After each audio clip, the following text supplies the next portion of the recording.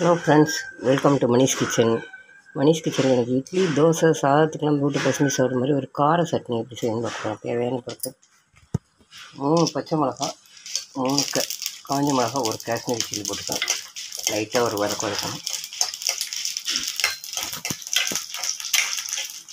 10 சின்ன வெங்காயம், கொஞ்சமாக கருவேப்பிலை, கொத்தமல்லி,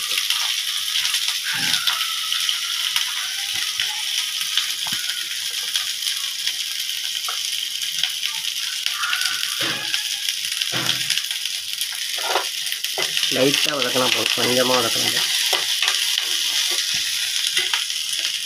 ஒரு மீடியம் சைஸ் அரைமுடி தேங்காயை கீறி வச்சுதான் எனக்கு தேங்காய்.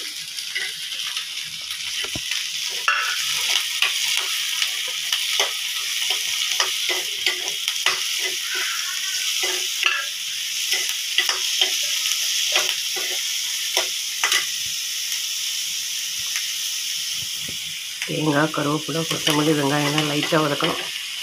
வெங்காயம் கண்ணாடி பழத்தில் வதங்காமல் போதும். அடுப்பு ஆஃப் பண்ண வேண்டியது.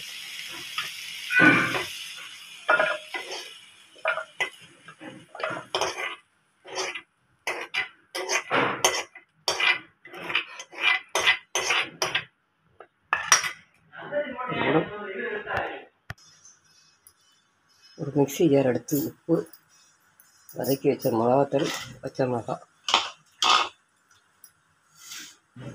தேங்காய், வெங்காயம், கருவேப்பிலை, கொத்தமல்லி போட்டு முதல்ல ஒரு சுற்றிட்டு தக்காளி போட்டு தண்ணி ஊற்றோன்னா அப்படியே இருக்க வேண்டியது.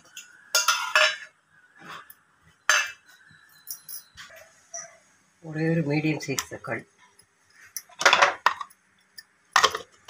இந்த இட்லி, தோசை, சாதத்துக்கெல்லாம் போட்டு பசங்க சாப்பிட்ற மாதிரி ஒரு கார சட்னி ரெடி ஆகிடுச்சு. நான் இதில் தண்ணியை ஊற்றல. உங்களுக்கு தேவையான தண்ணி ஊற்றி வச்சுட்டேன்.